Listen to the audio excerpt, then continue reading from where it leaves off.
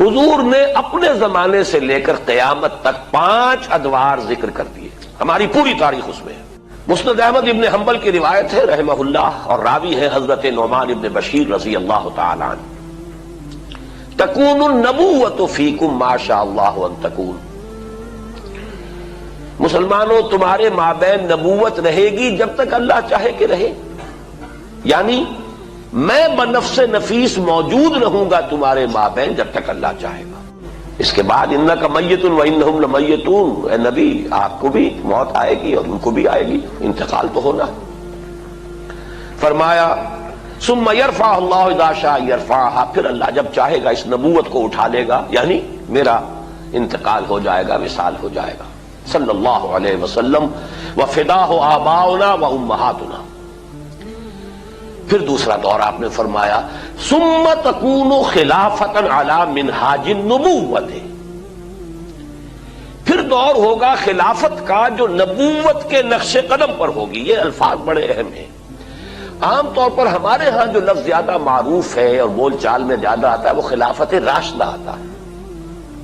اسے اچھی طرح نوٹ کر لیجئے، یہ اصطلاح حدیث میں نہیں آئی ہے، خلفائے راشدین کا لفظ آیا ہے، علیکم بسنتی و سنت الخلفاء الراشدین المہدیین، اے مسلمانوں تم پر لازم ہے کہ میری سنت کا اتباع کرو اور میرے خلفائے راشدین المہدیین کی سنت کا اتباع کرو، لازم ہے تم پر۔ لیکن خلافت کے ساتھ جو صفت آئی ہے وہ یہاں نوٹ کیجئے، یہ عام نہیں ہے، اس کو اب ہم عام کر رہے ہیں اپنی مطبوعات کے ذریعے سے۔ خلافت علی منہاج النبوہ، منہاج منہج راستہ طریقہ، بعین ہی نبوت کے نقش قدم پر خلافت۔ یہ بعین ہی کا لفظ اس قدر زور دے کر میں نے کیوں ادا کیا ہے اس کو سمجھ لیجئے۔ خلافت راشدہ میں وہ نظام جو محمد عربی صلی اللہ علیہ وسلم نے بنفس نفیس قائم کیا، بعین ہی بتمام ہی بکمال ہی جو کا تو قائم رہا ہے۔ اس میں ایک مثال آپ کو دے دیتا ہوں کہ جب حضرت ابو بکر رضی اللہ تعالیٰ عنہ کے عہد خلافت میں مانعین زکوٰۃ کا فتنہ اٹھا، حضرت عمر جیسے شخص نے بھی رضی اللہ تعالیٰ عنہ مصلحت اندیشی کا مشورہ دیا کہ حالات کو دیکھیے، 2 محاذ پہلے کھلے ہوئے ہیں، آپ نے جیش اسامہ بھی بھیج دیا، اس لیے کہ حضور نے تیار کیا تھا۔ حضرت ابو بکر نے فرمایا کیسے ممکن ہے جو جیش اور جس کا عالم دیا ہو حضور نے اپنے دست مبارک سے، میں اسے روک دوں؟ پھر جو جھوٹی نبوتوں کے دعوے دار کھڑے ہو گئے ان سے تو ہمیں لڑنا ہی ہے، ہر صورت لڑنا ہے، ان کا کفر تو بالکل واضح ہے، اذن من الشمس ہے۔ تو 2 محاذ کھلے ہوئے ہیں، مسلمانوں کے دل زخمی ہے، مورال جو ہے پست ہے حضور کے انتقال کی وجہ سے۔ اب تیسرا محاذ نہ کھولیے، رعایت کیجئے، انہوں نے اسلام کا انکار نہیں کیا، کسی جھوٹی نبوت کا اقرار نہیں کیا، نماز کو بھی مان رہے ہیں، زکوٰۃ میں بھی یہ نہیں کہہ رہے کہ زکوٰۃ نہیں دیں گے، صرف یہ کہہ رہے ہیں کہ ہم حکومت کو نہیں دیں گے، اپنے طور پر دیں گے، خرچ کریں گے۔ تو ذرا لینینسی برتیے، مصلحت کو دیکھیے، تیسرا محاذ نہ کھولیے۔ اس پر جو حضرت عمر رضی اللہ تعالیٰ عنہ کا ریئیکشن تھا، ایک تو ڈانٹ پلائی حضرت عمر کو، اور یہ مقام ہے ابو بکر کا کہ عمر کو ڈانٹ پلا سکتے تھے، صرف وہی پلا سکتے تھے صحابہ میں، اور کسی کا یہ مقام نہیں۔ اے عمر تم جاہلیت میں تو بڑے سخت تھے، کیا ہو گیا تمہیں؟ اسلام میں اتنے نرم ہو گئے، اتنی کمزوری کا مظاہرہ کر رہے ہو۔ دوسری بات فرمائی، اور یہ ہے اصل جس کے لیے میں عرض کر رہا ہوں، ایبدل الدین وانا حی، کیا دین میں ترمیم کی جائے گی جبکہ میں ابھی زندہ ہوں؟ میرے جیتے جی دین میں ترمیم نہیں ہو سکتی۔ کس حد تک کہا ہے کہ خدا کی قسم حضور کے زمانے میں اگر یہ زکوٰۃ کے اونٹوں کے ساتھ ان کو باندھنے کی رسیاں بھی دیتے تھے، اگر یہ کہیں گے کہ اونٹ لے جاؤ رسی نہیں دیں گے تب بھی میں جنگ کروں گا۔ تو حضرت ابو بکر کی آپ دیکھیے فصاحت اور بلاغت کی بھی انتہا ہے، اس سے زیادہ تاکید کا کوئی اسلوب ہو نہیں سکتا تھا کہ اگر صرف رسی دینے سے انکار کریں گے، اب آپ بتائیے کہاں اونٹ کی قیمت، کہاں اس رسی کی قیمت؟ اتنی ترمیم بھی مجھے گوارا نہیں ہے، اور خدا کی قسم اگر کوئی اور میرے ساتھ نہیں چاہے گا میں تنہا جاؤں گا اور جنگ کروں گا۔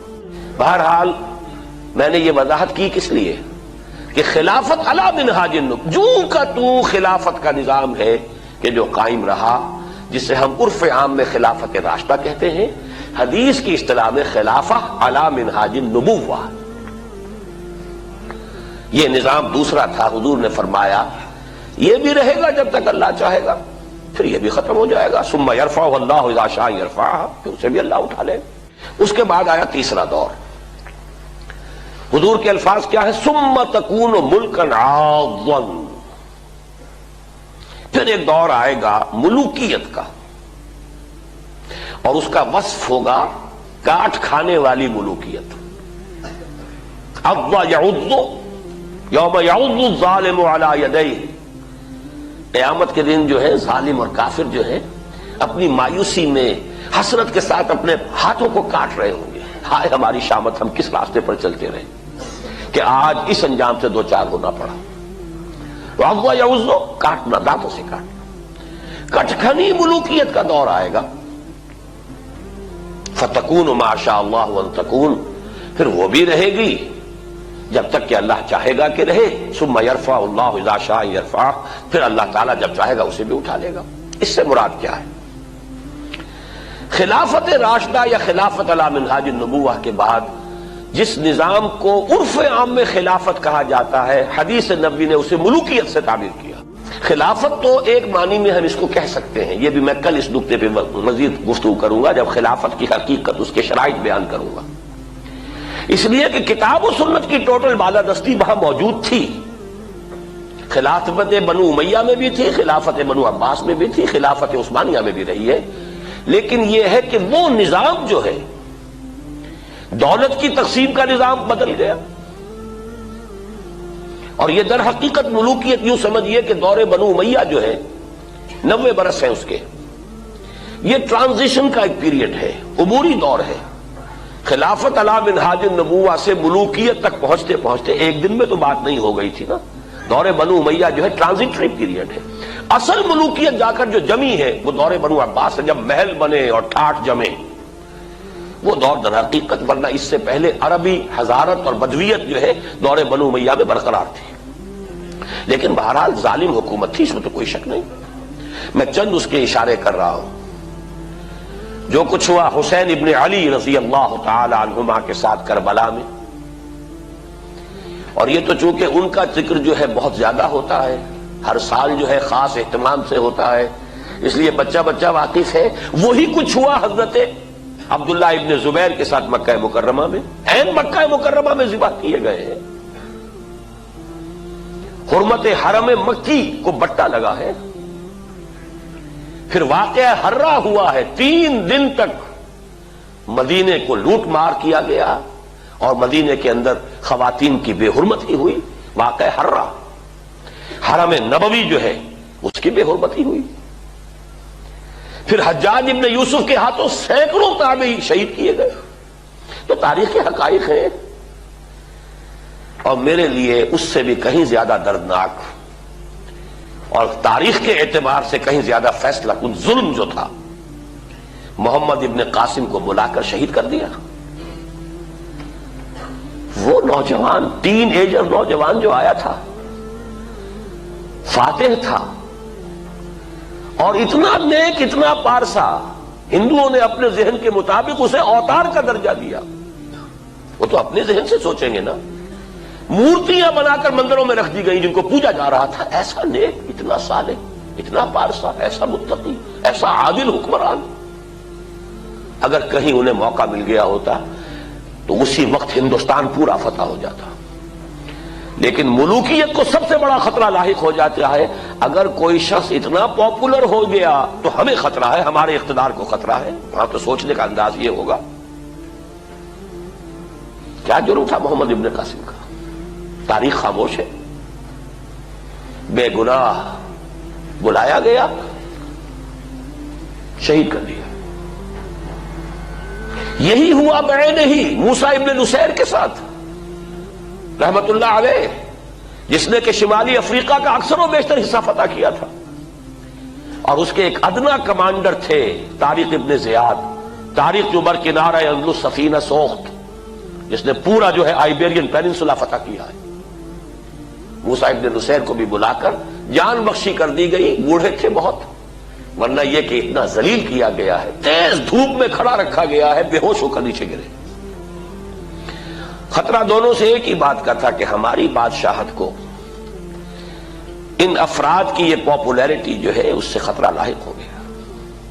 یہ ہے وہ، ابھی تو یہ دور میں ابھی بنو امیہ کی بات کر رہا ہوں ساری، پھر جو بھی ٹھاٹھ جمے ہیں اور جو عیش ہوئے ہیں، اور کوہ قاف کا سارا نسوانی حسن جو ہے جو بغداد کے محلوں میں آیا ہے، پھر رقص و سرود جو بھی ہوا ہے، سب کچھ سب کو معلوم ہے.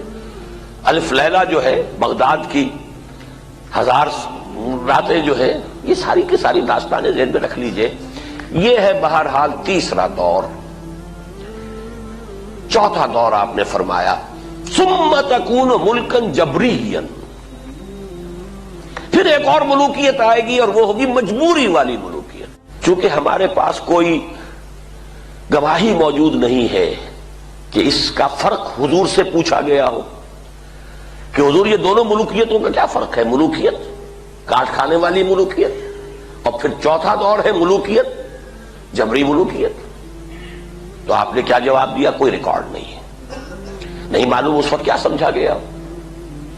آج ہمارے سامنے روز روشن کی طرح واضح کہ اس سے مراد کیا ہے. پہلا ملوکیت کا دور وہ تھا کہ ملوک مسلمان تو تھے، کلمہ گو تو تھے.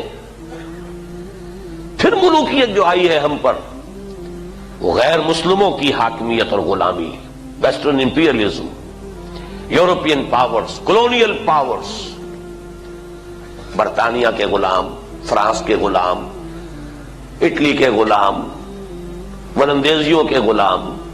یہ غلامی، یہ چوتھا دور ہے جس کی کہ حدیث میں خبر دی گئی. یہاں میں اس وقت صرف اشارہ کر رہا ہوں، تفصیل سے آج ہی بعد میں عرض کروں گا. یہ چوتھا دور ابھی ختم نہیں ہوا، ایک اعتبار سے ختم ہوا ہے، ایک اعتبار سے جاری ہے. ختم اس اعتبار سے ہوا ہے کہ ڈائریکٹ رول، براہ راست غلامی ختم ہو گئی. تماشا دکھا کر مداری گیا،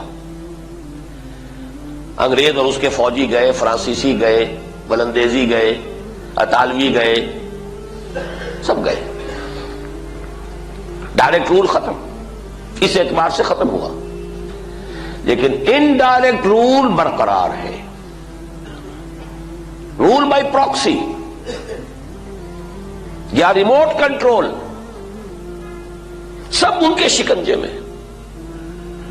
ہماری معیشت ان کے شکنجے میں، ہمارے وسائل ان کے قبضے میں، ہمارے ذہن ان کے قابو میں. اور اب تو جس درجے CNN اور نہ معلوم کس کس کے ذریعے سے ہمارے ذہنوں کے اوپر جو بھی جبر آ رہا ہے، کہاں بچ کر جائے گا؟ کون بچ سکے گا؟ پھر یہ کہ اس سے پہلے ابھی ہم تہذیبی انداز میں غلام، علم میں بھکاری، ٹیکنالوجی میں بھکاری، ان کے دست نگر. تو در حقیقت یہ چوتھا دور جزوی طور پر ختم ہوا ہے، لیکن در حقیقت معنوی اعتبار سے ابھی اس کا تسلسل جاری ہے.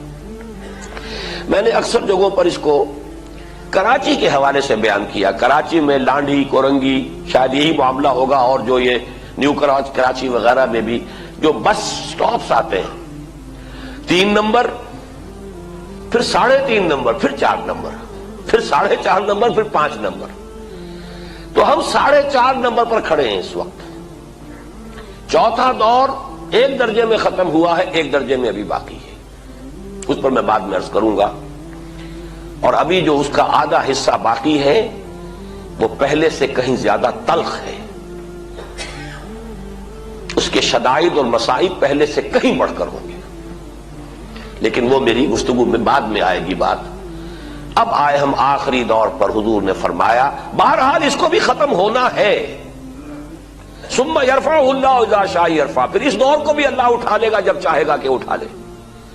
ثم تکون خلافۃ علی منہاج النبوہ، پھر دور آئے گا خلافت علی منہاج النبوہ کا. یہ ہے وہ نوید جاں فضا، یہ ہے وہ خوشخبری موجودہ مایوس کن حالات میں